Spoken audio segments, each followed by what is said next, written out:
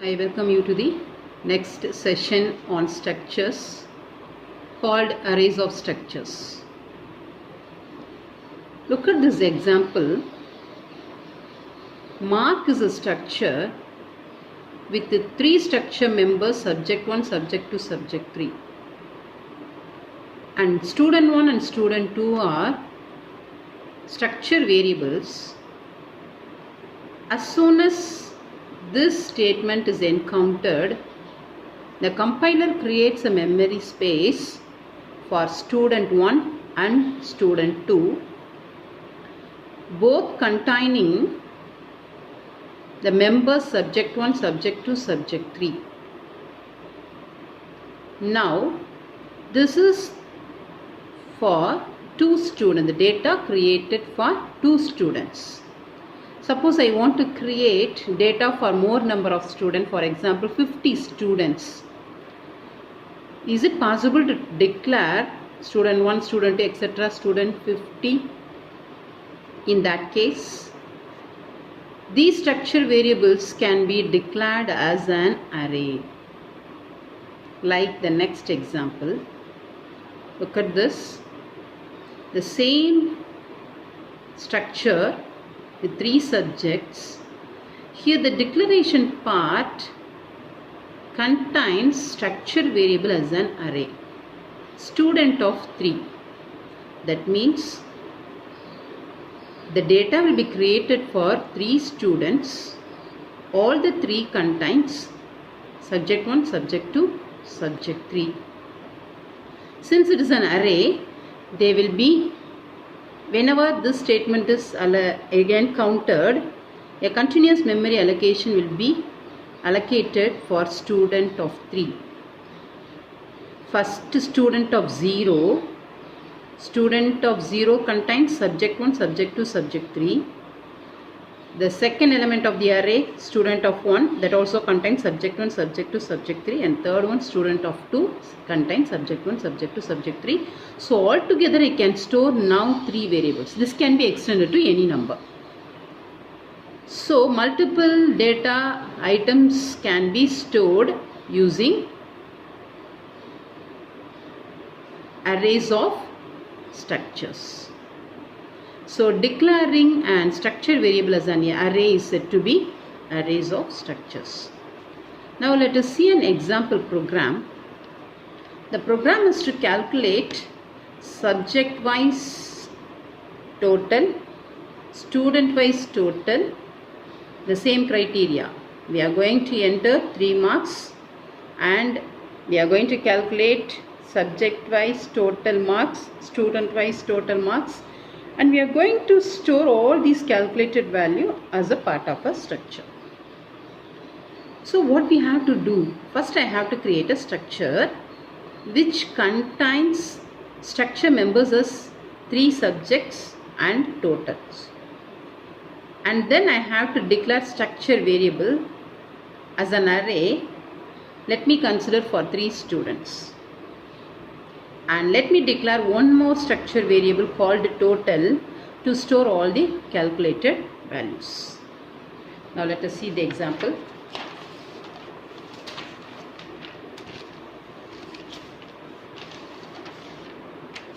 Now this is the program. So as I mentioned, we have created a structure called marks with 3 subjects, subject 1, subject 2, subject 3 and total as structure members. And inside main, we are declaring a variable I and we are declaring structure variable. Structure variable is student of 3, which is an array, and it is initialized as 45, 67, 81, 0. This is the mark and total, subject 1 mark, subject 2 mark, subject 3 mark and total of first student. And these are all subject 1, subject 2, subject 3 and total of second student, and therefore for third student.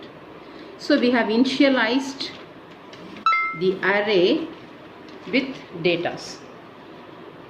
When this declaration of structure variable is encountered, the compiler creates a memory allocation in the computer memory and initialize all these values in the memory. Together with this, we have created another structure variable called total to store all the calculated values. So when it is encountered, the memory allocation will be like this. So what happens? The initialization process, the subject 1, this is for first student, second student, third student, and the array usually starts with 0. So student of 0, student of 1, student of 3. Altogether it holds the marks of 3 students. Look at the categories. Since it contains, my structure contains 4 members, all the variables contains the 4 members, subject 1, subject 2, subject 3 and total. Now let us see the initialization. Since it is initialized 45, 67, 81, 0, the first student, the subject 1 mark 45, 67, 81, total is 0. For the second student, it is 75, 53, 79, 0. Then it is 57, 55, 53, 0. Now what is the program? What we are going to calculate? We are going to calculate subject wise total. What is the meaning of subject wise total? I have to find total of the first subject, the marks obtained by all the students in subject 1. That is, I have to add 45 and subject 1 mark of the second student 75 and subject 1 mark of the third student 57. All these values are added and stored in total in subject 1. Similarly, the second subject marks 67, 53, 55 are added and stored in this place. Similarly, 81, 79, 53 added in subject 3. All the 3 subject totals are added and placed here. Since it is not initialized, this will be initialized with 0 as it is a numerical data. This is what about subject total. What about student wise total? Student wise is the mark obtained by student 1, that is 45, 67, 81. All the 3 are added and stored here. Here all the 3 marks of student 2 are added and stored here, and all the 3 marks of student 3 is added and stored here. What I have to give, what I have to print, what I have to get, I have to get the answers as student wise total. Student wise total in the sense I should get student of 0 dot total. I have to get the answers of these 3 locations. These 3 locations are accessed by, this is related to student 0, student 0 dot total, student 1 dot total, student of 2 dot total. All the 3 gives me student wise total. How to get subject wise total? Subject wise total will be obtained from the second structure variable total. So how to access these values? Total dot subject 1, total dot subject 2, total dot subject 3. Finally, what is the grand total? All the data are summed up and placed in total. So total dot total gives me grand total. Total dot total gives me grand total. So first what we have to do, I have to add all the 3 marks of student 1 and I have to copy in this place. Similarly, I have to add all the 3 marks of student 2 and copy in this place. Similarly for student 3. What next? I have to calculate the subject wise total, that is for from each and every student I have to collect subject 1 mark and add it with, and I have to add all these things and I have to place in total subject 1 of total. Let us see the program. So we have created a structure and we have created a structure variables. One is an array, another one is a total, and these values are initialized. Now what I am going to do, I am going to find all the totals. In order to process an array, we need a looping statement. So I am using for loop in order to access the data in an array student of 3. It starts with I equal to 0, I less than or equal to 2, I plus plus, an increment. Now student of I is now 0, student of 0 dot total. What is student of 0 dot total represents? Student of 0 dot total, this place. So this I am going to calculate the sum of all the marks obtained by student 0. So how we are going to do? Look at the statement. Student of 0 dot total is equal to, what's the first mark to be taken? Subject 1 of student 0. So student of I dot subject 1 plus student of I is 0 dot subject 2 plus student of I dot subject 3. So student of 0 dot total will be equal to student of 0 dot subject 1, student of 0 dot subject 2, student of 0 dot subject 3. That is 45, this 67 and this 81 will be added. So this gives me 45 plus 67 plus 81. So what will be the total? So all the 3 marks has been added and it is stored in student of I dot total, which is 193.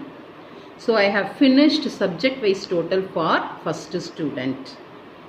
Next, coming to the next line, I am going to calculate, I am going to add the subject 1 mark of student 1 and I am going to place that one in this place.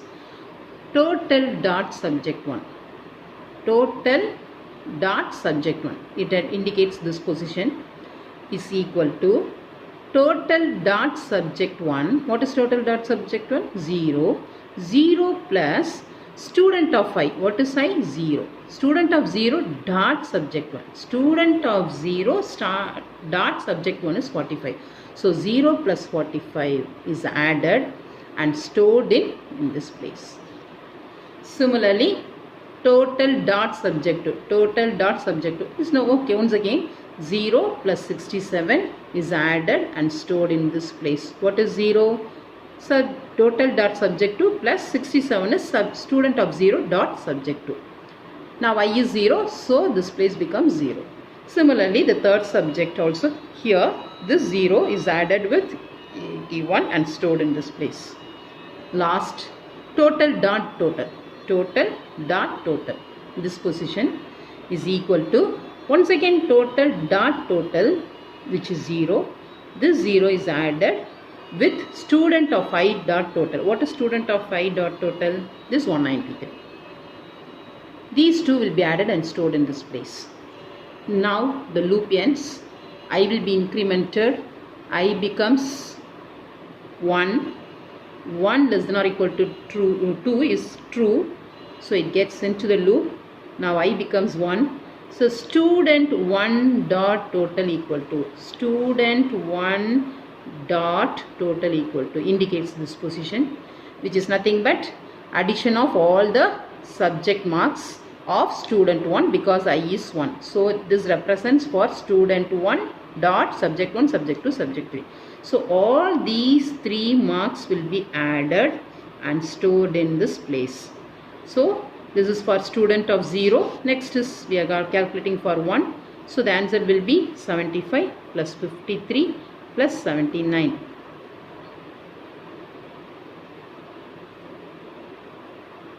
It is 207.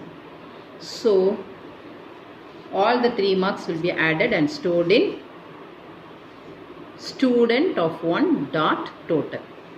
Next, once again, subject wise total. Now subject 1 of second student is 75.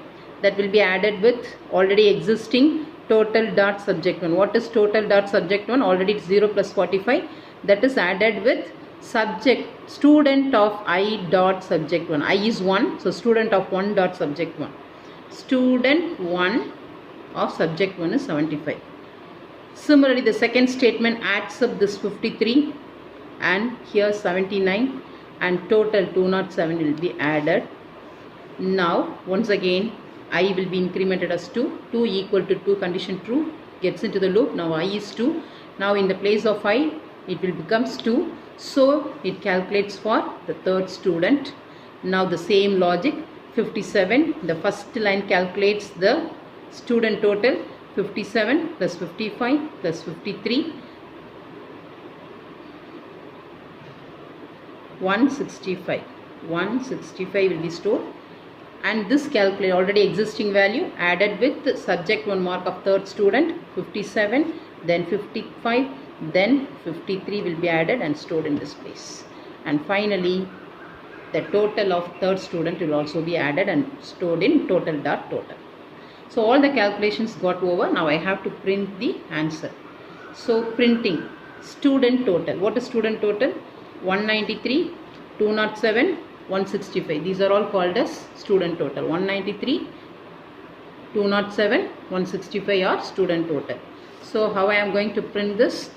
I am making use of loop because it is student 0 of this one, student 1 of everything. The only changes is 0, 1, 2. So I am going to use for loop for I equal to 0, I less than or equal to 2, I plus plus, printf student open bracket percentage d. In the place of percentage d, what will be printed? I plus 1. What is I plus 1? I is 0, 0 plus 1, 1. So it will be considered as student of 1, student 2, student 3. Then output will be like this: student of 1, student of 2, student of 3. And their corresponding total, student of I dot total, student of I, student of 0 dot total. This 93 will be printed in this place, and this 207 will be printed in this place, and the total 165 is printed in this place. Now comes the subject wise total. Subject total, printf, it prints all the subject total which are recorded in total. So total dot subject 1, total dot subject 2, total dot subject 3. So subject 1 total dot subject 2, subject 2 total, total dot subject 2, subject 3 total, total dot subject 3. The grand total is stored in total dot total. So this answer will be printed in this place.